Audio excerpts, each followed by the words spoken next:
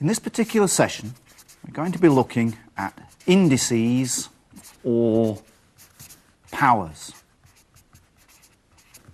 Either name is used, both mean the same.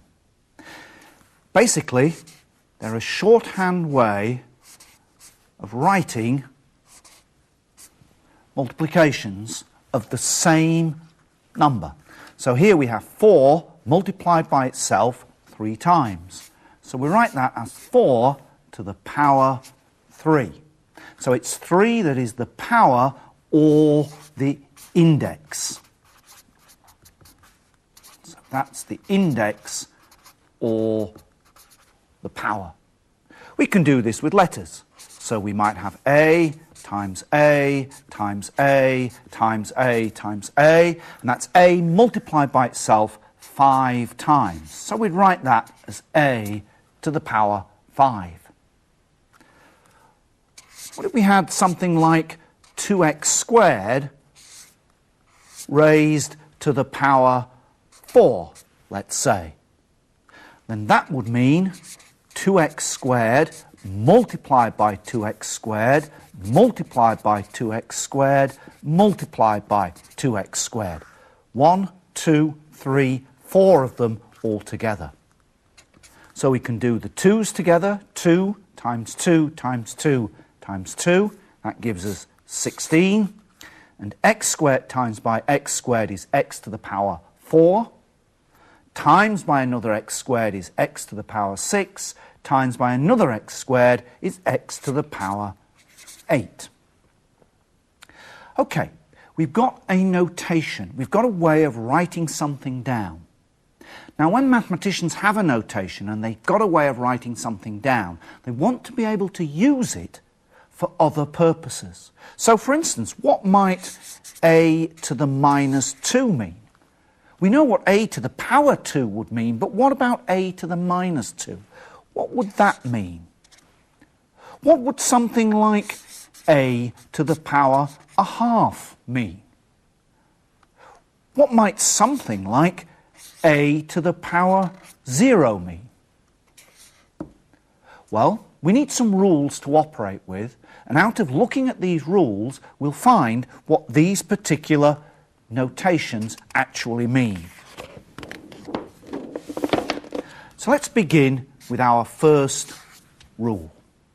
Supposing we have a cubed and we want to multiply it by a squared. What's our result? Well, we know what a cubed is. That means a times a times a 3 times. Times by a squared, so that's a times by a on the end there. And altogether we've got 5 of them, a to the power 5. And that suggests our very first rule, that if we're multiplying together expressions such as these, then we add the indices. And so if we have a to the m times by a to the n, then the result is a to the m plus n. And that's our first rule. Let's have a look at our second rule. We've already done something like this previously. Supposing we had a to the power 4 and we wanted to raise it all to the power 3. And we know what that means. It means a to the power 4 times by a to the power 4 times by a to the power 4. And our first rule tells us that we should add the indices together. So that's a to the power 12. 4 plus 4 plus 4. But 12 is 3 times by 4. So that suggests to us that we should perhaps, if we've got a to the power m raised to the power n, then the result we get by multiplying those two together. And that is our second rule. Let's now have a look at our third rule. For this, Let's take a to the 7th and let's divide it by a to the power 3, or a cubed. Well, a to the 7th means a multiplied by itself 7 times. Divided by, so let's divide it by a multiplied by itself 3 times. And now we can begin to cancel some common factors. So there's a common factor of a. And again, there's another common factor of a. And again, there's another common factor of a. So on the bottom here, we've really got 1, 1, and 1. So if 1 times 1 is 1, and on the top, a times by a times by a times by a to the power 4. But 7 take away 3 is a to the power 4. And so that gives us our third rule, that if we have a to the power m divided by a to the power n, we get the result a to the power m minus n. And so there's our third rule. Okay, we've got 3 rules. Let's see what we can do with them.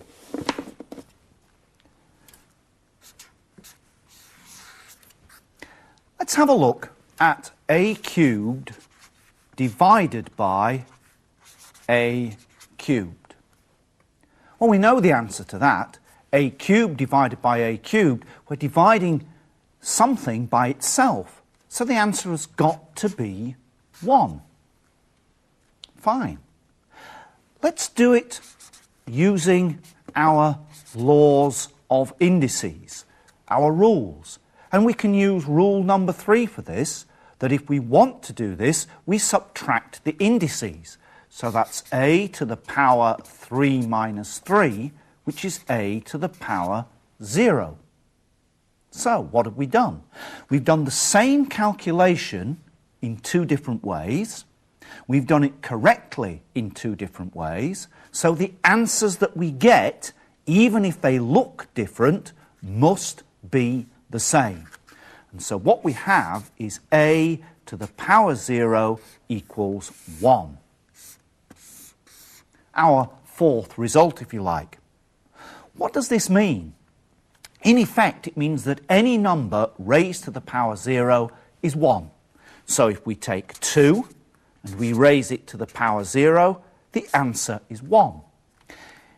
If we take 1,000,000 and raise it to the power 0, the answer is 1. If we take something like 1/2 and raise it to the power 0, the answer is again 1. If we take -6 and raise it to the power 0, the answer's 1. If we take 0 and raise it to the power 0, well, it's a bit complicated, so we'll leave that one on side. For the moment, just bear in mind, any number apart from 0, when raised to the power 0, is equal to 1.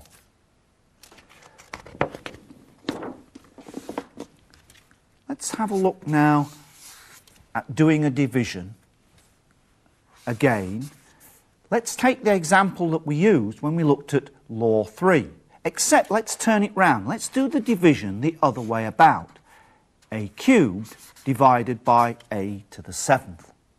Well, we can set that out as we did before, except it will be the other way up. So we have a cubed is a times by a times by a, divided by a multiplied by itself 7 times. And again, we can do the cancelling out the common factors, dividing top and bottom by the common factors. So what do we have? 1 on the top, 1, 2, 3, 4 on the bottom, a to the power 4.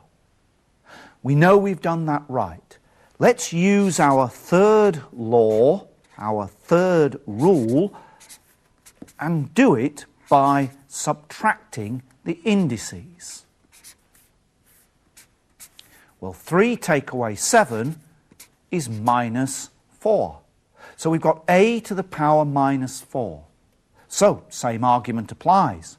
We've done the calculation, same calculation, in 2 different ways.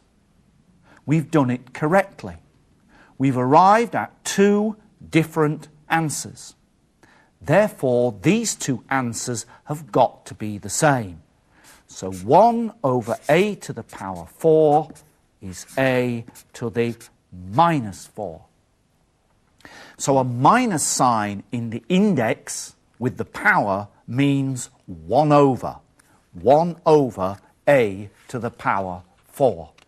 Let's just develop that one a little bit. Let's just look at 1 or 2 examples. So for instance, 2 to the power minus 2 would be 1 over 2 squared, which of course gives us a quarter. 5 to the power minus 1 is 1 over 5 to the 1, which is just 1 over 5. 1 over a is a to the minus 1, turning it round, working backwards. 1 over 7 squared would be 1 over 49. But what about 1 over 7 to the minus 2? Minus 2, remember, means 1 over 7 squared. So this is 1 over 7 squared. And here we're dividing by a fraction. And to divide by a fraction, we know that we invert and multiply. And so 7 times by 7 is 49, times by the 1 leaves us with 49, or just 7 squared. So some examples there. This is probably the one that you need to remember and need to work with most. It's the basic case, and if you can remember that one, then they nearly all follow from that. So, that's that one. Let's now go on and have a look at our 6th result. What do we mean by a to the power a half? What's that mean? So far we've been working with integers and with negative numbers. But what about a to the power a half? Well, supposing we had a to the p and we multiplied it by a to the p, and the answer we got was just a. Just a, that's a to the power 1.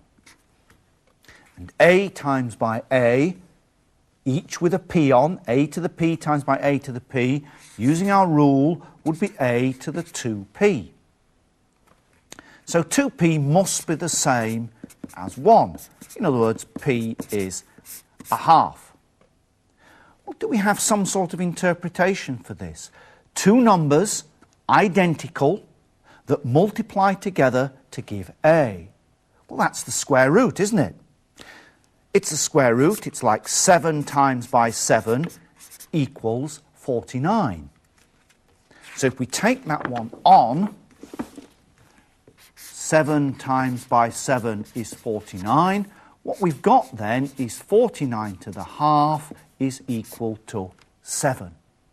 So a to the half is equal to the square root of a. A to the third would be equal to the cube root of a. So if we were asked what is 16 to the quarter, what we're asking is what number, when multiplied by itself 4 times, gives us 16. And a fairly obvious choice for that is 2. What about 81 to the half? Well, that's the square root of 81, and the square root of 81 is 9. What about 243? And we'll make that to the 5th. What number, when multiplied by itself 5 times, will give us 243? Well, as we look at this, we can see it divides by 3, and 3's into that give us 81. So we know this is 3 times by 81. 81, we know, is 9 times by 9.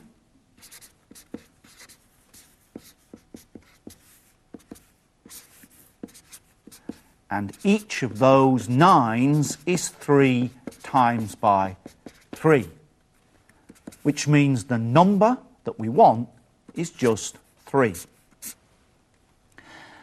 Notice in doing this how important it is to be able to recognise what numbers are made up of, to be able to recognise that 16 is 2 to the power 4, that it's also 4 to the power 2, that 9 is 3 squared, that 81 is 9 squared and also 3 to the power 4.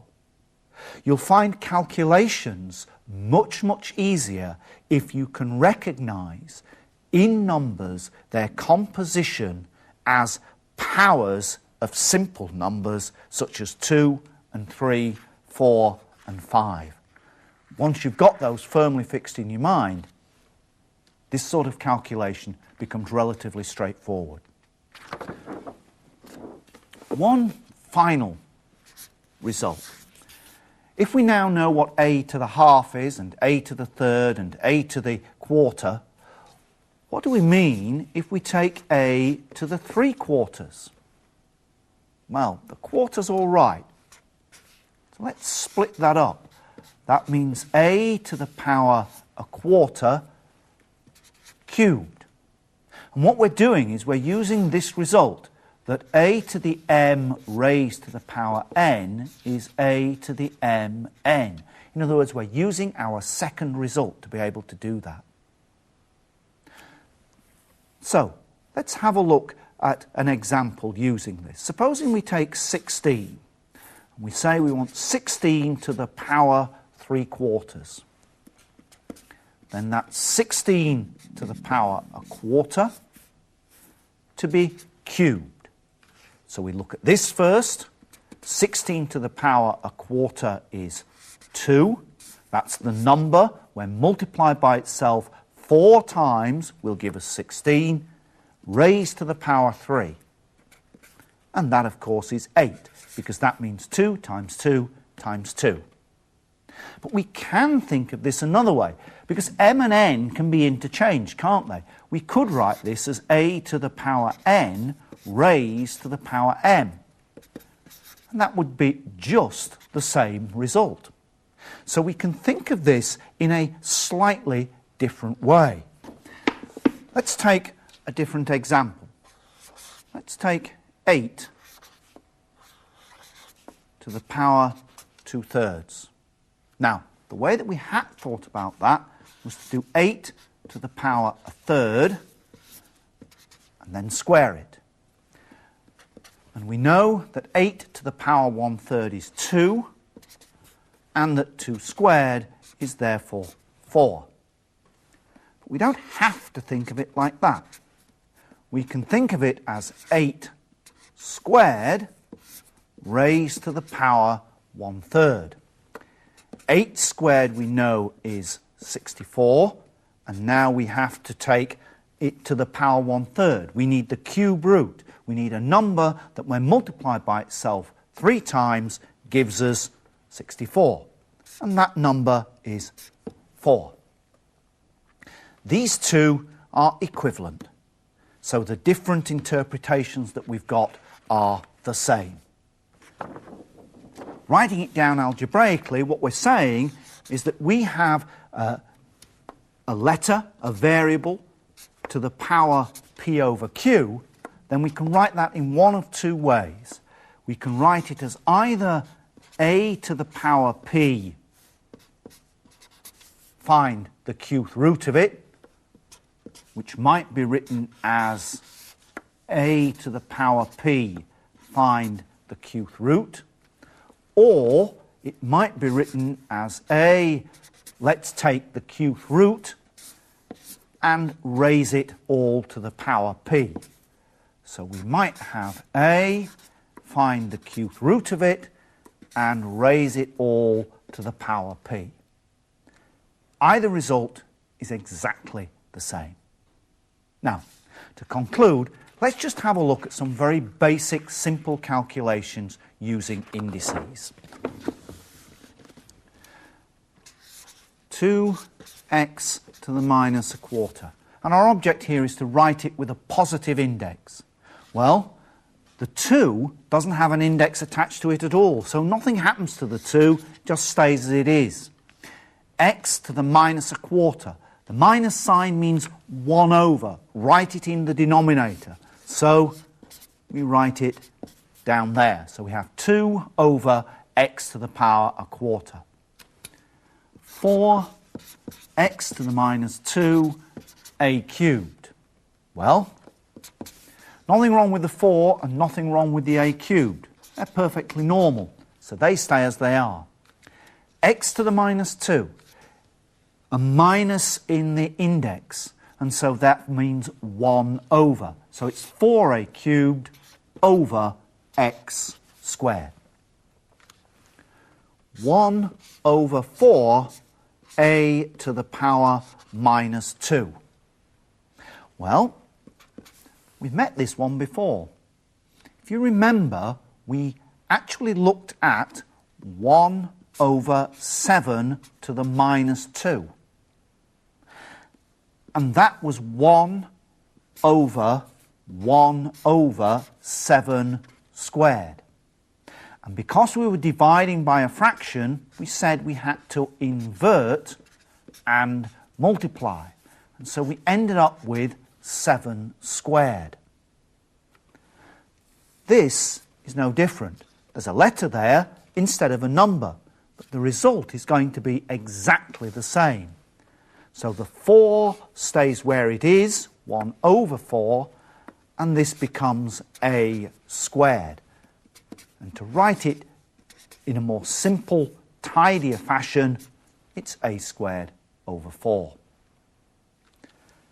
A to the minus a third times by 2a to the minus a half equals, the 2 we can just write down.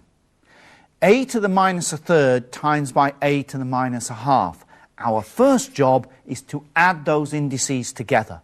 So minus a third plus minus a half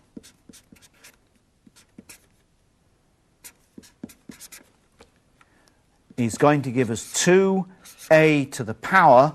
Now, a third and a half is 5/6, so with the minus signs, that is minus 5/6, and so that's 2 over a to the power 5/6.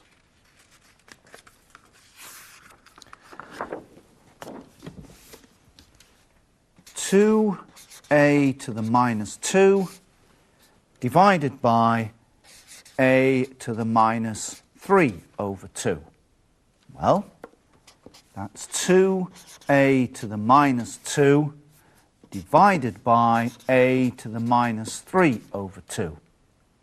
Let's remember what our rule said, that if we're dividing things like this, we actually subtract the indices. So this is 2a to the minus 2 minus minus 3 over 2. Of course, that means effectively we've got to add on the 3 over 2. So we get 2a to the minus 2 plus 3 over 2, which is minus a half. And so that's 2a over a to the half.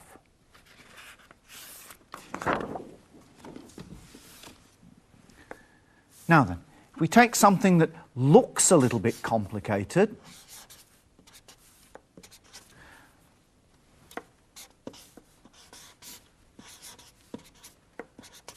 So what have we got here? We've got the cube root of a squared times by the square root of a cubed. First of all, let's write these as indices. This is the cube root of a squared. So that means a squared and take the cube root. In other words, a to the 2/3. Times by a.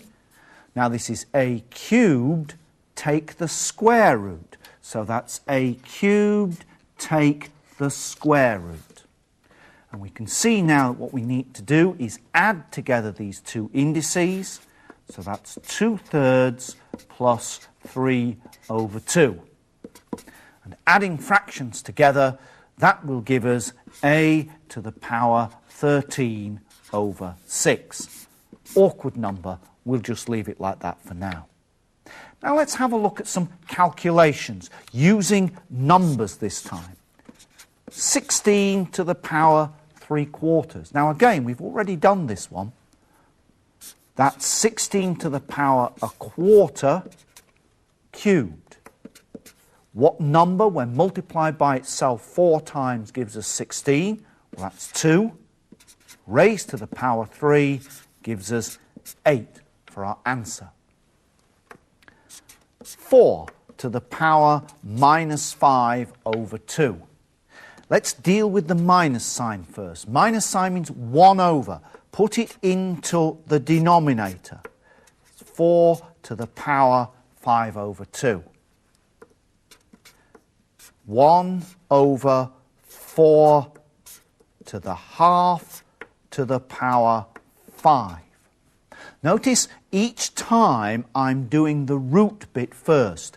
The 4th root here, the square root here. That's because by doing the root I get the number smaller, I can handle the arithmetic easier. So this is now 1/, the square root of 4 is 2, raised to the power 5, and that's 1/32.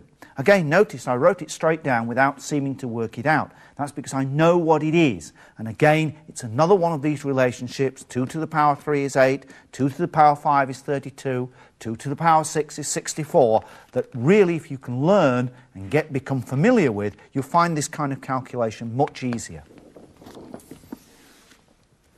Here's another one. 125 seems a very big number. To the 2/3 equals 125 to the power 1/3 all squared. Now, even if we've never met 125 before in these terms, one of the things we ought to be aware of is it ends in a 5, so it must divide by 5. So it's a fair guess that 5 multiplied by itself 3 times would give us 125. And indeed it does. So to the 3rd power, 125 to the 3rd power is 5. The number multiplied by itself 3 times that gives us 125 is 5. And now we just want to square that, and that obviously gives us 25. Let's take 8 to the minus 2/3. Again, let's deal with the minus sign. That is 1/8 to the 2/3.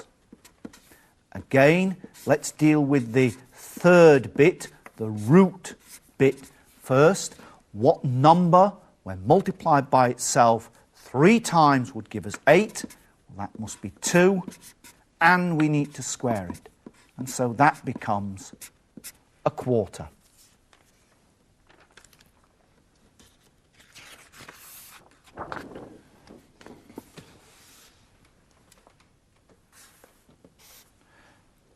We take 1/25 to the minus 2. Well, remember we saw what this happened with the 1/7 to the minus 2. This became 25 squared. And that is simply 625. 243 to the 3/5. Let's do the 5th bit first. and then the cubing.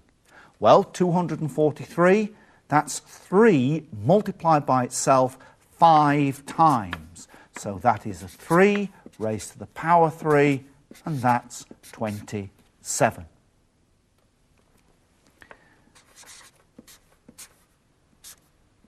One last example. Let's take 81 and to the minus 3/4.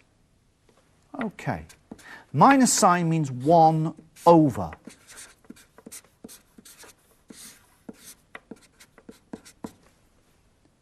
We're dividing by a fraction. To divide by a fraction, we invert and multiply. So this becomes 16 over 81 raised to the power 3/4 equals 16 over 81, first of all to the quarter, and then raised to the power 3. To the quarter, this is 2 to the power 4 on top. 16 is 2 to the power 4, so that's a 2. And 81 is 3 to the power 4, so that's a 3. And we need to cube that, and that gives us 8 over 27. So working with these indices shouldn't really be too difficult. You need to remember how numbers are made up. You need to have in your mind's eye that 243 is 3 multiplied by itself 5 times. 243 is 3 to the power 5. And similarly with numbers like 32, 64, 128. If you can carry those around in your head, and you will do with practice, you get to know them quite well, then this kind of calculation should become very easy to you. Remember, deal with the minus sign first by and large, get that to be positive, then deal with the root sign. That gets the number worked down, keeps it small. They can be tricky, but we hope we've shown that they can be mastered.